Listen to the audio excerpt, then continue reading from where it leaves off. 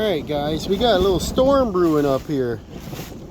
We had our sneakers on, it was kind of nice out, but if you can hear the thunder lightning over in the distance there, I gotta see if it's getting closer or farther. So I threw a raincoat on.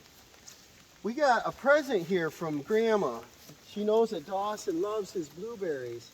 And we've got some blue crops, we got some, those are the same kind, Chippewa and Patriot. And some Patriot.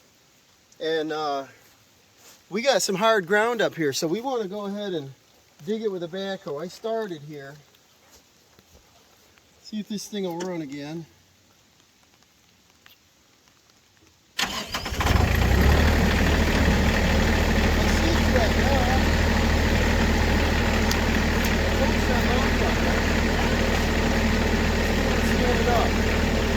What we got is we got some hard soil. I like to soften it up. And we're first going to get the grass off.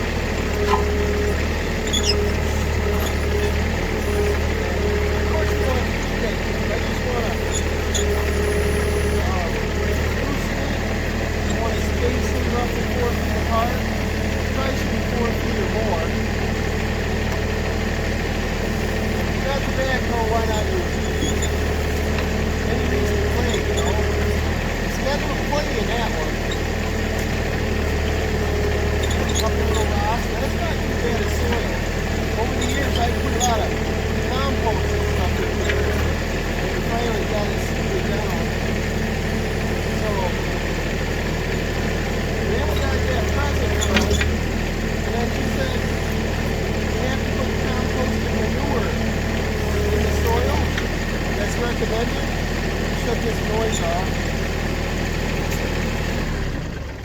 I was going to have a little better video than this, but it started pouring. But this is what we want to get done. We got some composted manure, and we got about 40 pounds. So we got 3 of them. So we're just going to, put some in with the soil. This is roughly 7 inches high. So we're probably going to level off the base here, and then we'll go and just add some manure with the soil we put back in. Get some of these big rocks out of here.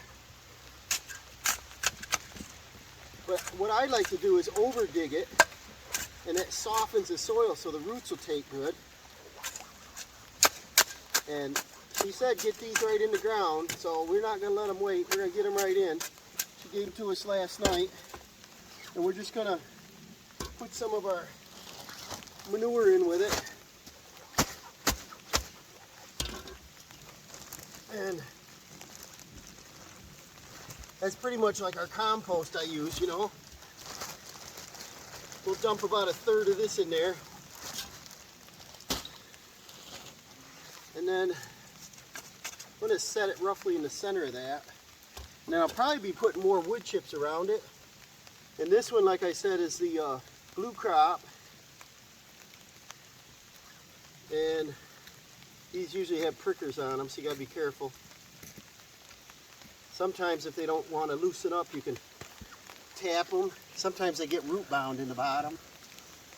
I don't want to destroy the root. If I get it to come out of there. If not, I tear down the side of the plastic. They should use the fiber instead of the plastic. You got to stop using all this plastic. You want to get that without it hurting it. Look at that. I don't know if you can zoom in on that. That's got some awesome roots on it. And what we got to do is you want to open them up a little. Don't tear them to crap, but open them up so they'll start germing out to the side there a little bit. And then, now that it's all wet out here, I probably should have brought a kneeling pad. But I want to get this the right depth. And the composted manure is not real manure, but it's pretty much mixtures of soil here. And it's roughly level. And then we'll bank this up around it. Do what Grandma says. She says it works. And Then I want to shake off some of this soil off this sod. And this sod is going to help us in the rest of the lawn because we got a couple patches we got to fix. So I'll be saving this. See, we need the grass and a couple other. Alright guys, yeah, like I said, it's raining and we're having camera troubles trying to keep it dry, but you get the general idea. You just want to loosen your soil. We'll get your sod out of the way. We put compost and manure in. We're going to firm it up by stepping around it, get it down. Don't want it floating away if we get a lot of rain. Then I'm going to clean up all this sod. I'll turn the tractor around, put it in a bucket, and I'll get the rocks out of here. We got a whole 2 yards of soil over there. We're going to bring over some fresh soil. I'm going to put wood chips around. When these grow up, it's going to take about 10 years. We're going to end up having bushes about like this, hundreds of berries on it. I probably won't bore you with the rest of them. Maybe I'll show you a finished shot. Alright, putting manure in. We got 3 different types of blueberries. And you want to plant your blueberries next to each other so that they pollinate each other. Grandma has blueberry bushes. She bought us these. And hopefully we'll get some berries in a couple of years. Maybe more than that, but yeah, that was that composted manure. 100% natural. So maybe it is all proof, right? But it does make berries good around it. We got to get up into here. We're going to go up to this height, and then we're going to get some wood chips over here. We turn the tractor around. Dawson's gathering up the sod. We're going to reuse that. We don't let stuff like that go to waste. It took a couple years to grow good. We're going to fill in a couple spots in the lawn, and we're going to go over and get some topsoil. We got a pile of probably 3 yards, maybe, a couple 3 yards, and it's pretty clean. We're going to bring that over. Look at them bones in there. That's why we like to use a backhoe up here. There's a lot of big rocks. A little bit hard to shovel out, so the backhoe lifted them up.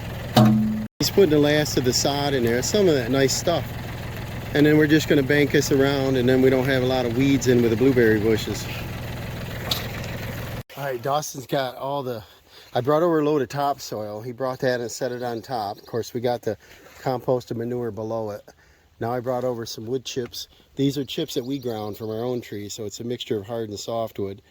Hardwood would be better, but this is what we got. We're probably going to get a few weeds, but we'll be managing this. We're going to take good care of these blueberries because Grandma got them for him. And he goes over. She's got, how many plants does Grandma have?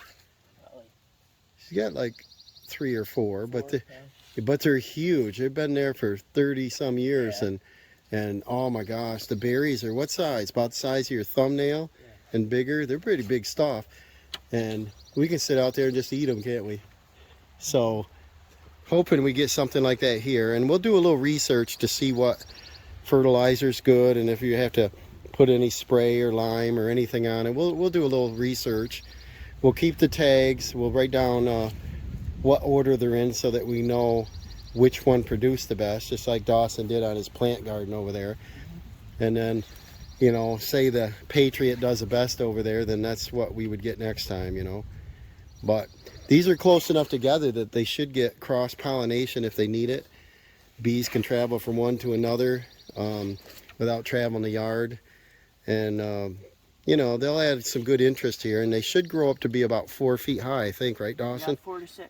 4 to 6 feet tall. So it'll give us a nice little backdrop by our pond here, a little garden pond. We probably be getting some frogs in that soon, won't we? Yeah. We should turn that on. It's got a little waterfall. It's kind of cool. Relaxing. So the rain let up, but we got a little thunder happening still. He's just going to put probably half of this bucket load in here. It's about 1/3 of a yard. He'll probably put half of this, and I'll go dump the rest. And I think what would look nice, Dawson, is if we went in the whole direction down there and filled between the plants and just did a row of it. It'd be easier to maintain. Then I don't have to weed between it. And sometimes if you want to stop weeds, you can put down layers of newspaper, and they're biodegradable, and it'll suffocate some of the weeds, and a couple of years it disappears. Just put more paper down. But I don't really want to mess with fabric in here. And some of the fabric's not very good anyway, it only lasts a couple years. But he's doing a nice job. So what do you think, guys? Is that pretty or what? He measured and he put them 4 feet apart. And they're fairly straight. But I think that looks good. I think Grandma would be proud of you. And hopefully by next year, maybe we can pick a couple berries, put them in our cereal, right? Yeah, that'd be cool. So till then, guys, we'll see you on the next one. Let's get a little close-up of these beautiful berry bushes. They're awesome. I think that's going to be awful nice, getting some fruit out here. I always wanted an apple tree on my yard, and we had a crab apple, and that didn't make it. But a true apple tree, now we got a blueberry tree. So we'll see you on the next one, guys.